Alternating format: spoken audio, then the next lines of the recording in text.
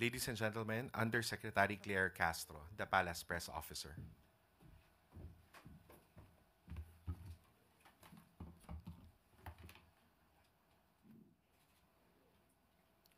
Magandang umaga, Malacanang Press Corps.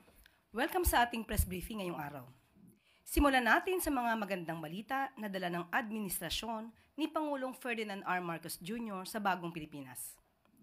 Mahigit 20 benepisyaryo ng Pantawid Pamilyang Pilipino Program o 4Ps na miyembro rin ng Indigenous Group mula sa Santa Ana, Cagayan ang nakatanggap ng 375,000 pesos na halaga ng supplies mula sa Department of Social Welfare and Development.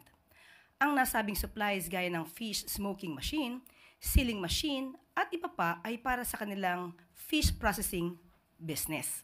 Bukod dito, nagbigay din ng karagdagang tulong ang lokal na pamahalaan ng Santa Ana para sa pagpapatayo ng pasilidad para makatulong sa nasabing negosyo. Ayon sa DSWD, layo ng assistance package na ito na makatulong sa pagpapalawak at pagpapatibay sa kabuhayan ng mga benepisyaryo. Panoorin po natin ito.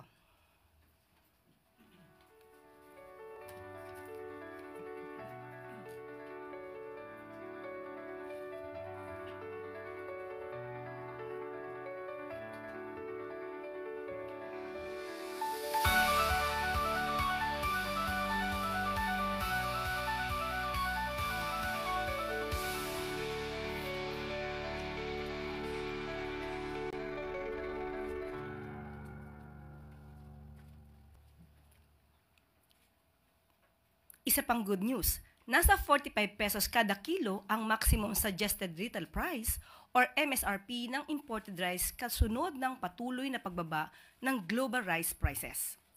Ayon sa Department of Agriculture, simula nang ipatupad ang MSRP nitong Enero, 19 pesos na ang kabuuang ibinaba ng presyo ng bigas. Ayon naman sa Philippine Statistics Authority, malaking factor ang MSRP sa pagbaba ng presyo ng bigas. Nakatulong din ang mas mababang presyo ng bigas sa pagbaga ng inflation rate nitong Pebrero sa 2.1% mula 2.9% noong Enero. Naipatupad ang MSRP matapos aprubahan ni Pangulong Ferdinand R. Marcos Jr. ang pagbawas sa rice tariffs sa 15% mula 35% noong Hulyo 2024.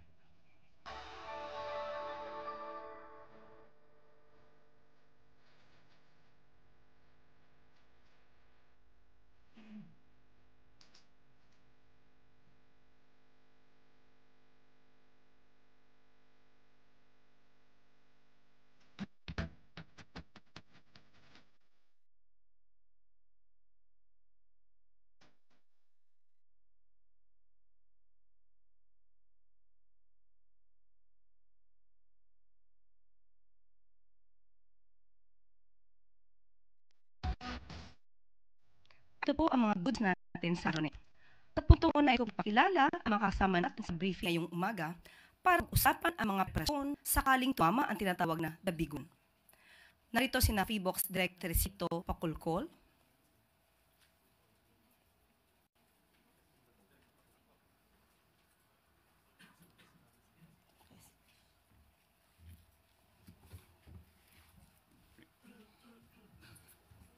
Good morning. This is my first time here, and anyway, I'll talk about the Philippines being a disaster-prone area because we're part of the Pacific Ring of Fire, and every now and then we have earthquakes. We'll be jolted by earthquakes, volcanic eruptions, and sometimes tsunamis. And for all these disasters, the best course of action is always preparedness. And when we talk about preparedness, we have to make sure that our buildings, our houses are earthquake resilient, meaning we have to follow the minimum engineering standards when we construct our houses or buildings. And also, although we do regular earthquake drills, quarterly, ang laki ng naitulong ng NDRRMC sa pagpukaw ng kamalayan ng mga Filipinos when it comes to earthquake preparedness. But these are not enough kasi even if you do the cover and hold, if the building will collapse, hindi rin siya effective. So again, we just like to emphasize that the best course of action, first and foremost, is to make sure that we follow the minimum engineering standards.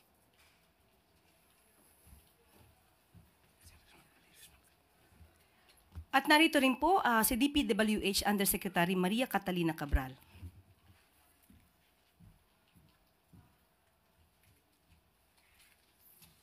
Good morning po sa lahat. Ako po si Yusek Maria Catalina Cabral ng Department of Public Works and Highways.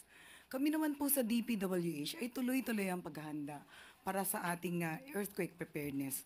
In fact, every year po may program kaming structural improvement and strengthening ating mga infrastructure, particularly public buildings at school buildings, no? Mga tulay, napaka-importante niyan.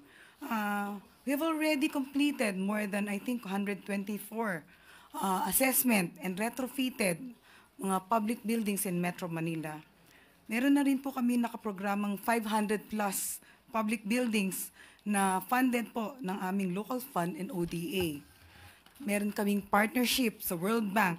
Ito ay para sa 425 pang public building to retrofit and strengthen this public building to make sure they are aligned with international earthquake standards. In terms of readiness of equipment, ang DPWH po ay merong more than 2,000 equipment na nakakalat sa iba't ibang rehiyon, hindi lang dito sa Metro Manila. But for Metro Manila, we have 500 plus equipment na tinatawag naming quick response assets for immediate response in case of calamity. Meron din kaming mga technical assistance sa iba't ibang national government. Like for example, LRTA, we have already assisted DOTR para i-assess po ang structural integrity ng ating mga railway at saka light rails and MRTs. And ang emphasis lang po namin ay tayo ay lahat dapat maghanda. Especially po yung mga kailangan natin ng suporta ng ating mga kababayan, ang mga local government officials, local government units, to make sure that the public infrastructure and private infrastructures are ready in case of any calamities in the country. Maraming salamat po. At makakasama rin po natin si OCD Administrator Ariel Nepomuceno.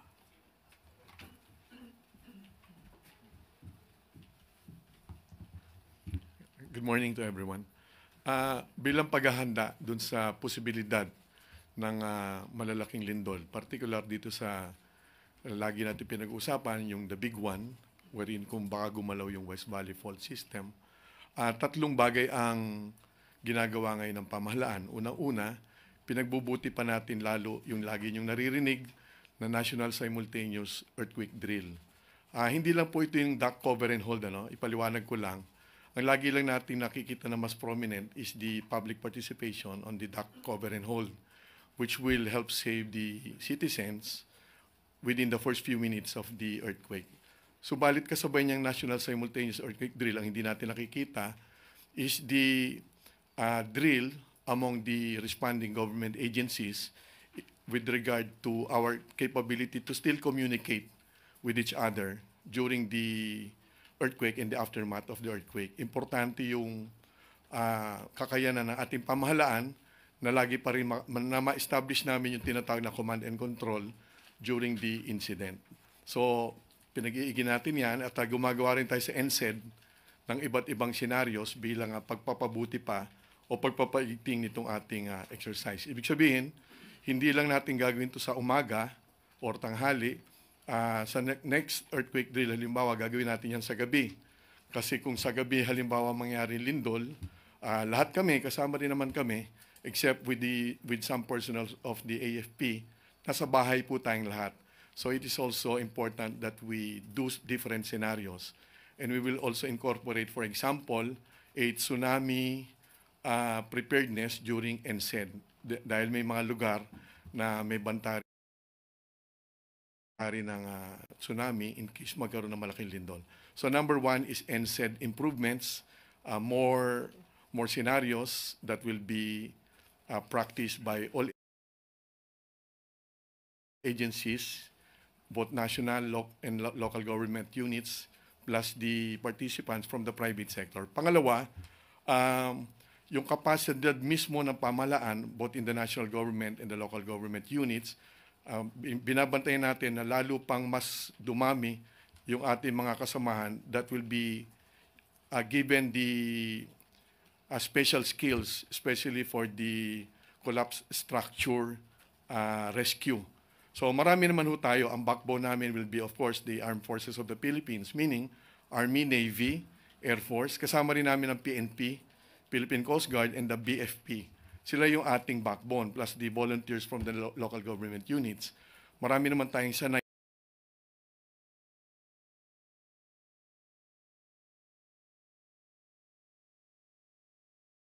Regarding po dun sa Senate probe on the arrest of former President Duterte na nakaschedule po bukas, nabanggit po ni ES na hindi lilitaw yung ating mga opisyal bukas at sinabi naman ni Senator Marcos na yung executive privilege daw po is not blanket, meaning hindi po nito saklaw lahat at pwede naman daw pong kung sakali, kada topic naman yung pwede ninyong i-invoke yung executive privilege, hindi yung outright, hindi sisipot yung ating mga opisyal. Ano pong masasabi ng Malacanang doon? Opo, gusto lang po natin liwanagin. Sinabi po ni Senator Amy Marcos na tanggap po niya ang liham, ang letter, mula sa opisina po ni Executive Secretary noong March 31 ng gabi.